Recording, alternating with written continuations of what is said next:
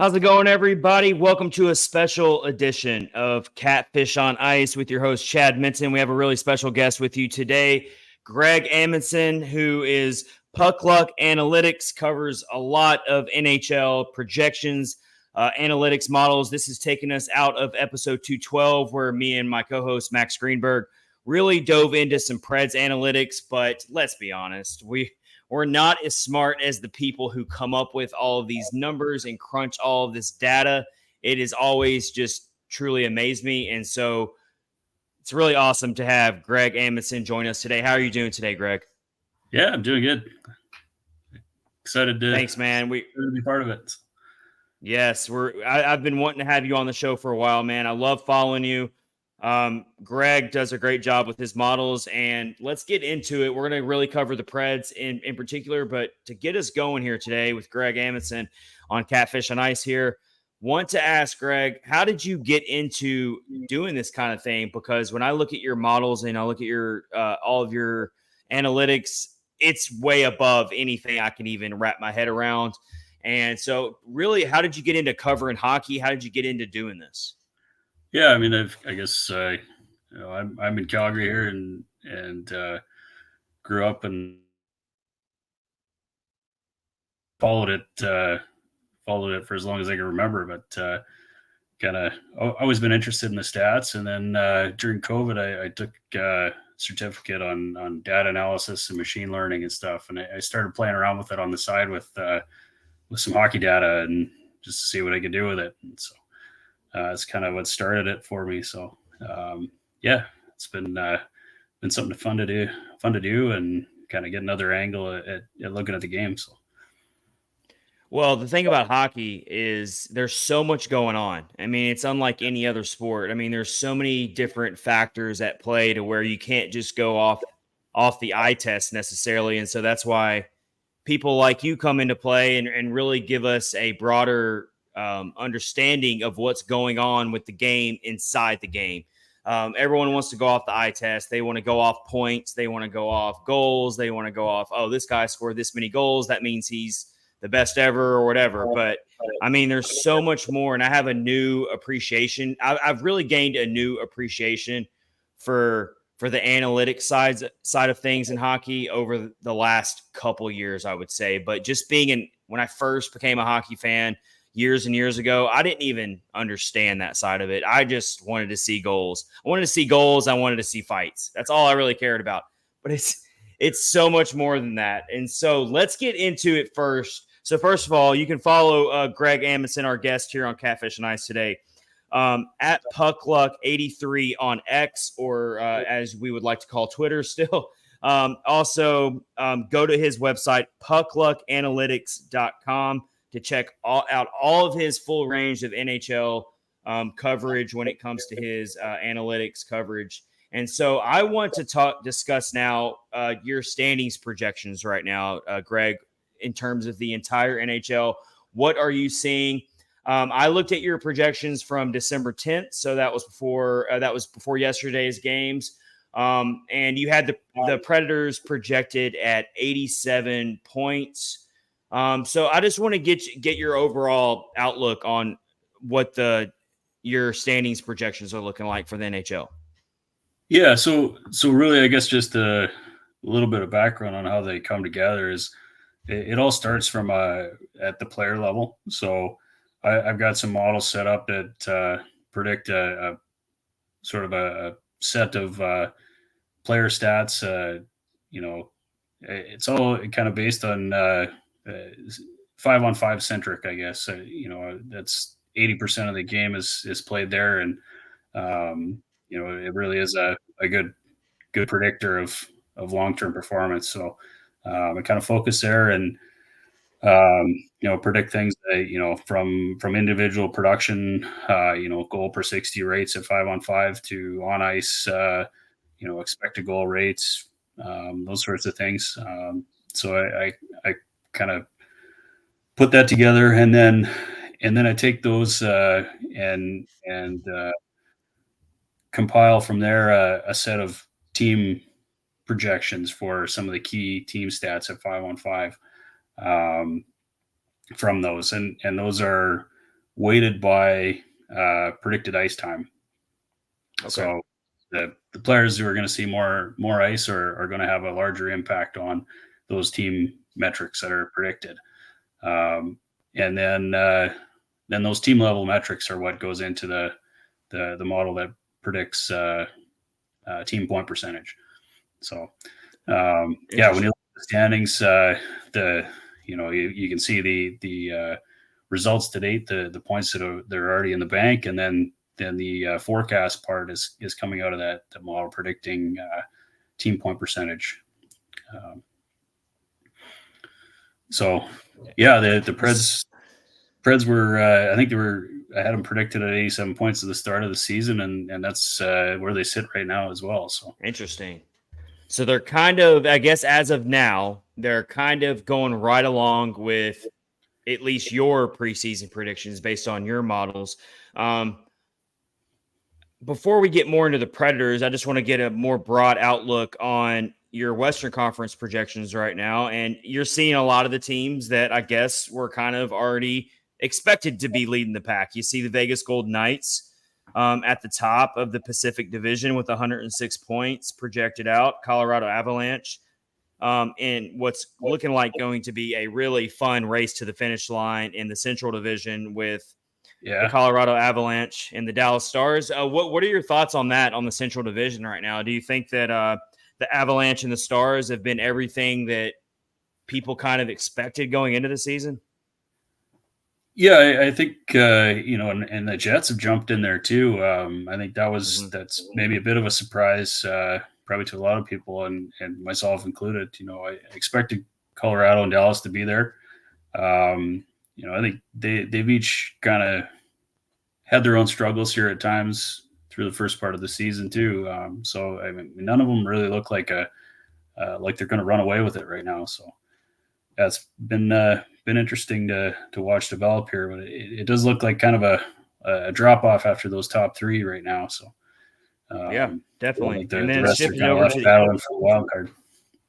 Yeah, shifting over to the Eastern. Well, let's look at the wild card projections first. So you got the Predators at 87 points, and the teams ahead of them, when you're talking about wild card teams, you got the Coyotes, the Flames, and you can enlighten me on why this might be, but I am a little surprised personally to see the Flames ahead of the Predators because I've been very underwhelmed. Yep. I'm not surprised that you have the Oilers ahead of because everyone's. I look at the Oilers as a sleeping giant. They're way too talented to be as bad as they were when they opened, and they're finally starting to really, really get hot. But I am a little surprised by the Flames being ahead of the Predators. I know it's close. You have the points really close, but yeah, I mean, really I look at this too as I mean, you can see how closely there's a group of about 5 teams there that are pretty close together in the projection. Mm-hmm. So I mean, it's a prediction and I guess you look at it as this is the most likely outcome is what you're trying to get out of it. Obviously, there's going to be a range. So, I mean, it's telling us those are the teams in there. But the Flames, the model's still pretty high on them. I think I'm not as high on them as the model is. I would say I think they're really missing that top end talent. That you need to really be a contender right now. So, and just the way I guess that the model takes a while to adjust. We can talk about that a little bit too when we're talking about the players, but I'm using 3.5 seasons now of data that goes into the player projections. So, it takes some time for as a player's dropping off that you're not wanting the model to overreact to that and jump to a conclusion too quickly. So in some ways maybe it's a little bit slower to react than you'd like sometimes too. So it's a balance I'm trying to strike, I guess, with that.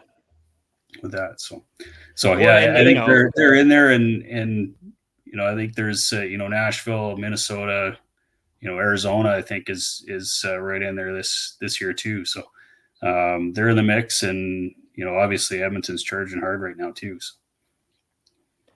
Yeah, I mean, it's always gonna be a crowded race. I think I really find interesting when I'm looking at this. The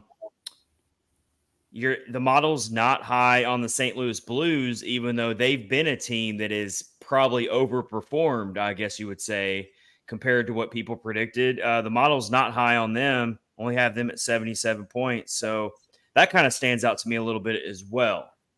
Yeah, they're definitely they've been better than the model expected them to be so far. Again, they're kind of they're getting to be a bit of an older team in general, I think.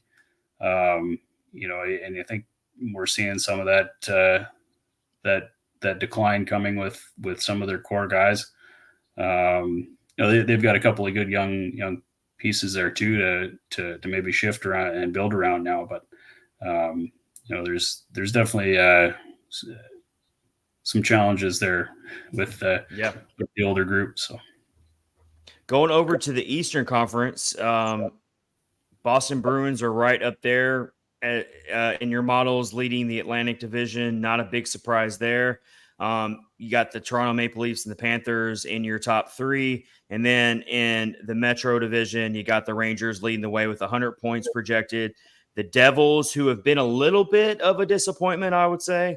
But the model still likes them a lot. But according to this projections right now, at least, the Rangers might run away with the Metro Division if this holds like it's looking. Or is that – no, that's 97. I'm sorry. I said 87. Yeah, they've opened up a pretty good lead here so far. I mean, Carolina was another one that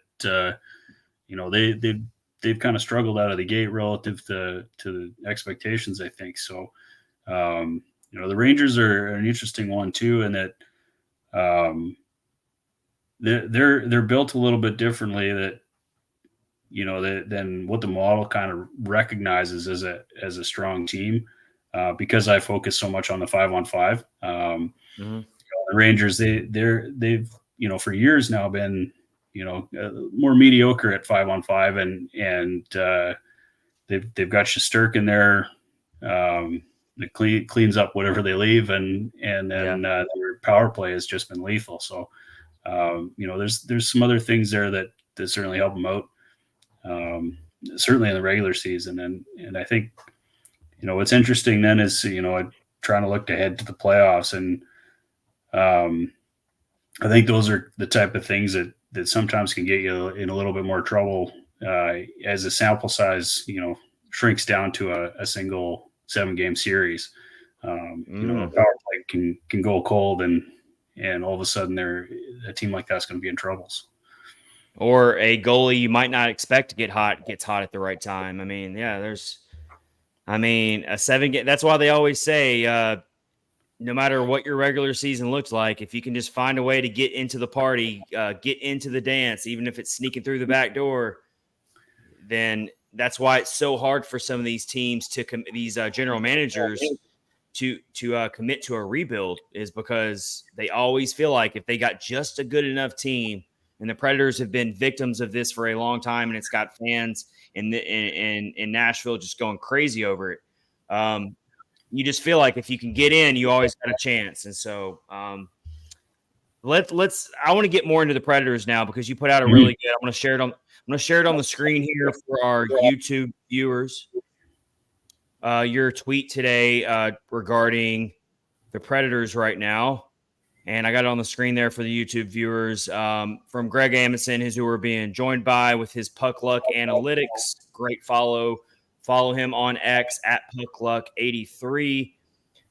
Greg said today the Predators started a roster overhaul at the trade deadline last season. Now the rejuvenated squad occupies the first wildcard spot in the West with a positive 5-on-5 expected goals percentage, underpinning their results. So Greg, kind of like teach it to me like I'm 5, Greg. Talk to me like I'm 5 years old. What are you seeing from the Predators right now that's really just their bread and butter? What's really working for them right now? Yeah, I mean that 5-on-5 expected goal rates that's the first thing that I look for on these. Because it's a real good indicator of longer term success. So I mean, the fact that their expected goal for rate is exceeding the expected against. I mean, that's a great sign. It's not, it's not a real big gap, but it's still. I mean, as you're over 50%, you're winning that battle, and that's definitely a step in the right direction. So, and that's a little bit better than the model predicting right now too. Um, I think it's fair to think that maybe some of that's due to Andrew Burnett coming in. We saw Florida a couple of years ago and New Jersey where he was associate last year. They both of those teams were very good 5-on-5 teams and had really good metrics there. So yeah, that may be a case where coaching's having some impact that the model hasn't picked up on yet, right? And it's still kind of catching up a bit. So that's the big thing I see there. The goaltending's been generally pretty good. It's kind of above that break even point there pretty well the whole year so far. And I guess for some just additional context, I think there were couple teams last year, maybe 3 or 4 that were around a half goal saved above expected per 60 on the whole season at the end, but most finished really close to that zero line there. It just as the sample size gets larger, it's really hard to keep that too far away from it. So. Yeah, they're looking pretty good there. Obviously, UC Saros is a key part of that, and I think then on the flip side, the more concerning things there, the finishing is definitely struggling. Yes. I think that's maybe a case where, as I look at it again, they started kind of overhauling the roster last year. There's some young guys coming in, but they've got to build that depth back up, and I think that's a big part of it. I think maybe they just don't have that the full suite of the higher end talent that's going to help do that. Yeah. So a couple things from what you just said there. So I think we are definitely seeing Andrew Burnett's fingerprints all over why the Preds are having success. It's very clear when you watch them game after game that they are a much different team than they were under the John Hines coach team. And I guess that's a good question to kind of ask you real quick now that I got you.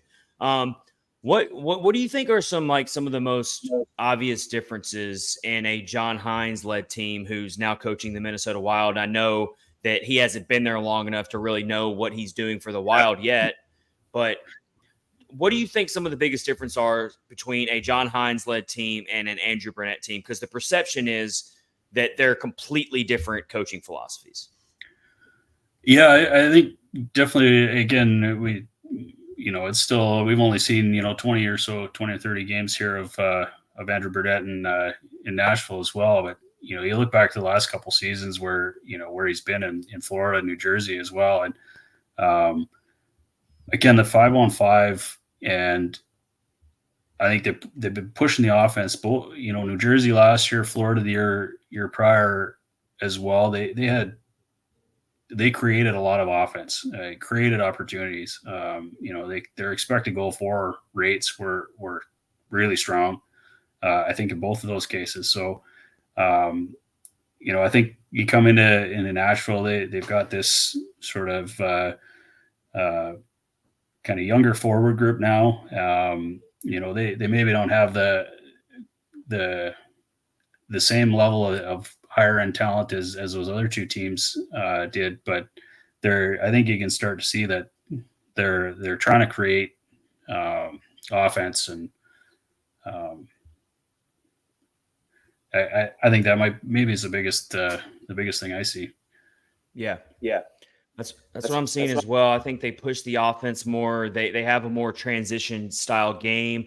And I think that's why you're seeing the better numbers with their expected goals, which is last I checked, they're top 10 in expected goals in the league. So as you said, one of the concerns is definitely finishing.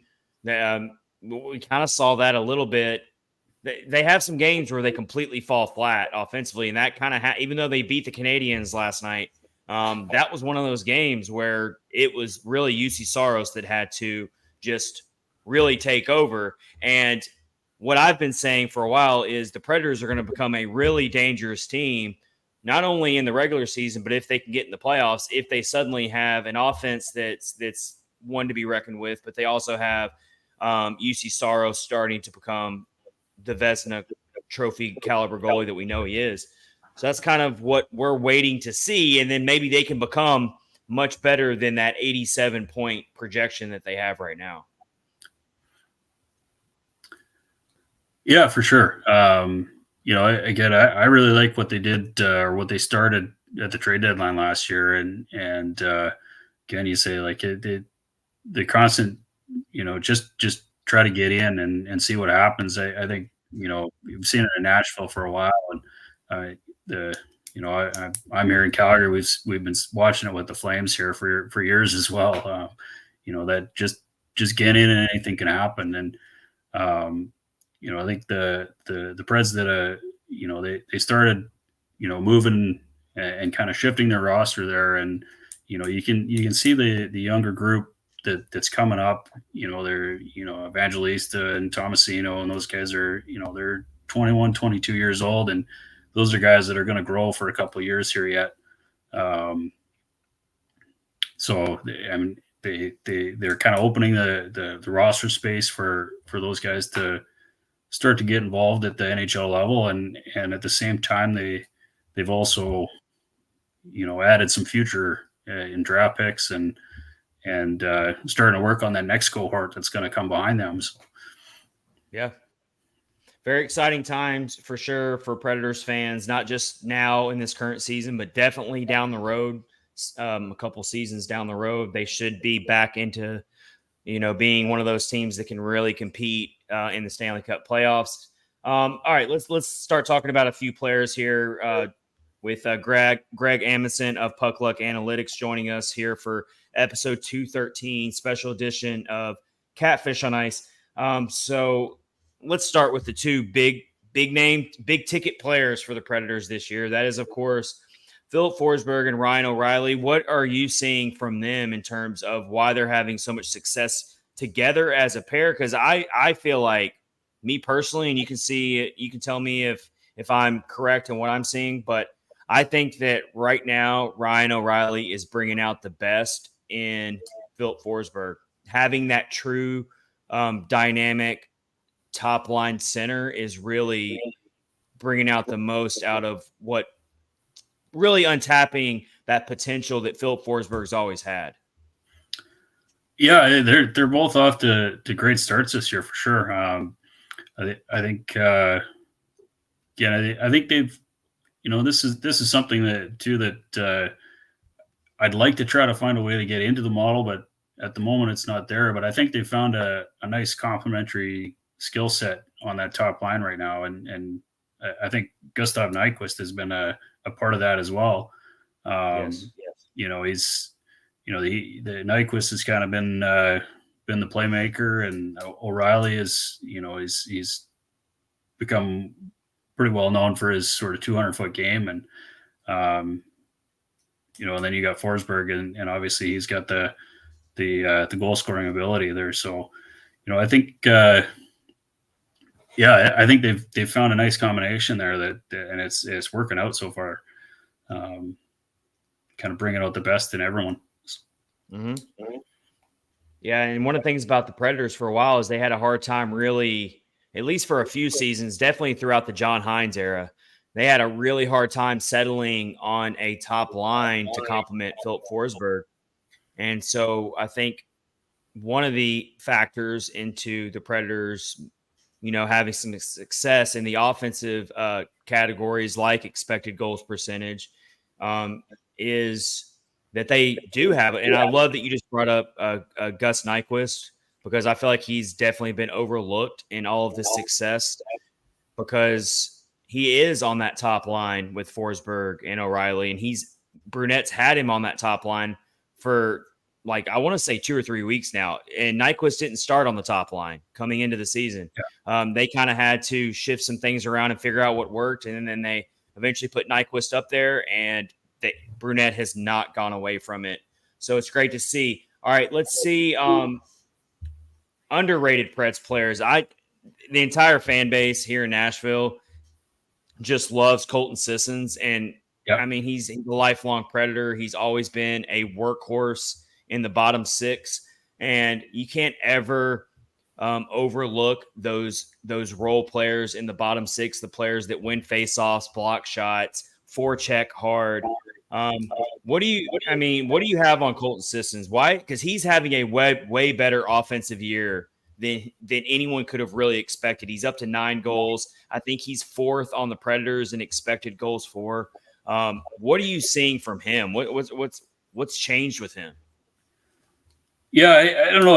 I think I guess I'm seeing this on a number of the Preds players is again similar to the team results is the expected goal rates are he's exceeding the projection in the right way both expected for and against and and then individually production wise at 5-on-5 he's outperforming those numbers as well. So yeah, he's off to a pretty good start. Kind of better than the model expected so far, and that's always gonna help you out when you get the depth guys chipping in. Mm-hmm. It's like bonus. It really is. It's just bonus points when you get a guy like Colton Sissons out there scoring 9 goals for you. I mean, if he can just even somewhat keep up this pace, he'll easily break his NHL career high for a season in goals, which is I think 15. So we'll see. But it's definitely nice to see. And I think again, the Predators are sharing the wealth. It's not just Forsberg and O'Reilly. I mean, there's guys all up and down the lineup that are getting in on the action when it comes to offense. And so let's get you out of here with this, Greg. Let's shift to the defense a little bit. Let's talk about Roman Josi a little bit, because I know he's one of the most dynamic offensive players, but it's in terms of defensemen, but it's a new age of the NHL. There's tons of young, talented defensemen in this league, and Josi's getting up there a little bit finally in age. Do you think he's lost a step or two, or do you still think he is still the one of the most dynamic offensive defensemen in the NHL? Yeah, he's definitely up there. He's and again he's having a good start to the year as well, relative to what the model was predicting. So yeah, he's got a better expected goal rates than the model by a little bit at both ends, and which is good to see. And then his individual production is below the model projection. Again, I don't get too fussed about that. Again, I look at those two together, and I put them both on the player cards they do, because I think it's worth looking at both. And there's kind of a pull in both directions on those. Is you expect as the sample size in the season gets larger, the actuals are going to pull towards the prediction, because they're built around predicting over an 82 game season. But at the same time, you see as they work in the new data from this season into the model, that those actuals are getting used, and they'll start to influence the predictions as well. So yeah, this early in the season, I think it's more likely you're going to see those individual production rates move towards what the model's predicting. You see his on ice impacts are better than the model, and that's the first place to look. And I think it's just a matter of time before those kind of come back in line. All right, that's good news for Predators fans, everybody. Let's see Roman Josi start getting the actual results because he's doing all the right things according to Greg's models, and he's outperforming a lot of his projections. So let's see, because Roman Yossi's been overlooked a little bit this year. Everyone got lost when he almost hit 100 points a couple seasons ago, but he's still one of the most dynamic defensemen in the league, and he's always making positive impacts on the ice, even if he's not, piling up 2 and 3 point games. So, Greg, it's been awesome having you, man. We'd love to have you back again. We've had Greg Amundsen on for a special edition of Catfish and Ice episode 213. Thank you so much, Greg. Take care, man. Yeah, thanks a lot. Thanks for having me. All right. And we will see you later on in this episode. If you've been watching on YouTube today, thank you so much. Hit subscribe below. And until then, stay safe, everybody. We'll talk to you later.